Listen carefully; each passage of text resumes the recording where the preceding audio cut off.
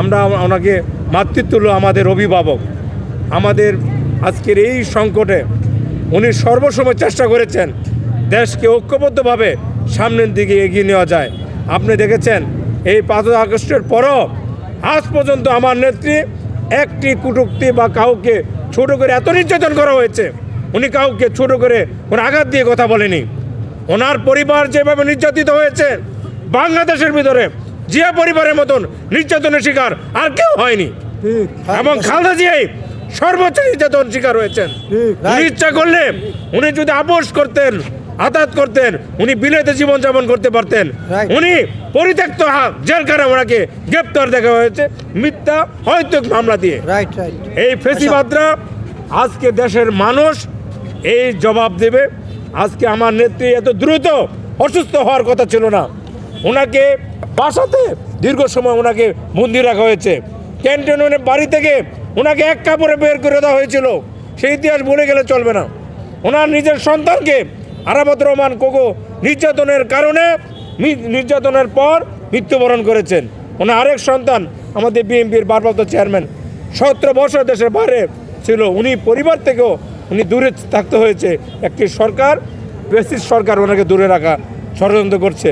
এবং আপনি জানেন উনি যখন জনগণের সামনে আসতে চান তখনই একটি সরকার ব্যারিকেড দিয়ে রাখা হয়েছিল।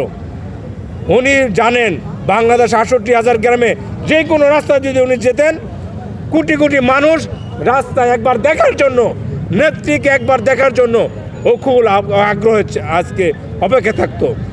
যখন নেত্রী ডাক দিতেন, সমাবেশ হতেন শুধু নেত্রীর বক্তব্য শোনার জন্য, নেত্রীকে একবার দেখার জন্য এদেশের মানুষের তৃষ্ণা ছিল। এদেশের মানুষের হৃদয়ের স্থান এবং হৃদয়ের কণ্ঠস্বর হলেন দেশনেত্রী বেগম খালেদা জিয়া। বিশ্বের সব দেশে আমার নেত্রীকে সম্মান দিত। আজকে যদি উনি সৌদি আরব উনি যখন রাষ্ট্রীয় সভা যেতেন, সৌদি আরবের বাদশা সহ বিভিন্ন রাষ্ট্রপ্রধানরা ওনাকে আলাদাভাবে সম্মান দিত। ওনার মতো বিনয়ী, মার্জিত, ওনার মতন আবশ্যিক নেত্রী বাংলাদেশে 100 বছর আর হবে না।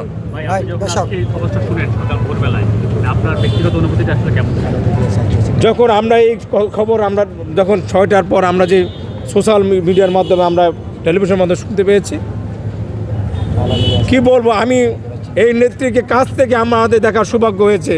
এই 17-18 বছর 111-এর সময় যখন নেত্রীকে সাপ জেলে আটকানো ছিল, তখন আমাদের নেতাকর্মীরা, তৃণমূলের নেতাকর্মীরা, জনগণ সে সাপ জলের সামনে আমরা দাঁড়িয়ে থাকতাম।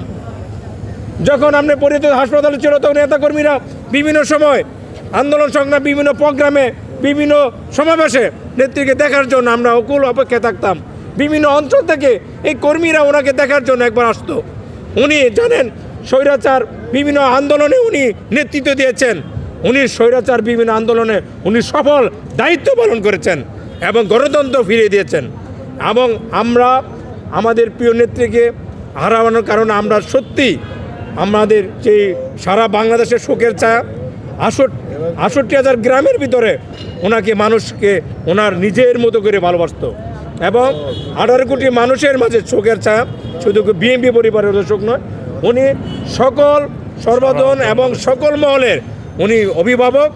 আমাদের নেত্রীর জন্য আপনাদের কাছে দোয়া চাই, আল্লাহ পাক যেন ওনাকে যে আজকে উনি দেখতে পেরেছেন একটি ফেসিবাদ বিদায় হয়েছে। ওনার মনের যে চিন্তা ছিল, ওনার উপর যে নির্যাতন করা হয়েছে, ওনাকে যেভাবে জেল খাটাইছে মিথ্যা মামলায়, আজকে এই বাংলাদেশে একটি স্বাধীন দেশে কিভাবে গণতন্ত্র উদ্ধার করতে হয়, আমার নেত্রীর অনেক ত্যাগ রয়েছে। আমাদের সকলের কাছে আমি দোয়া চাই নেত্রীর জন্য, আল্লাহ পাক যেন ওনাকে সর্বোচ্চ জান্নাত উচ্চ মাকাম দান করেন এবং 100 বছরে দেশ নেত্রী বেগম খালেদা জিয়া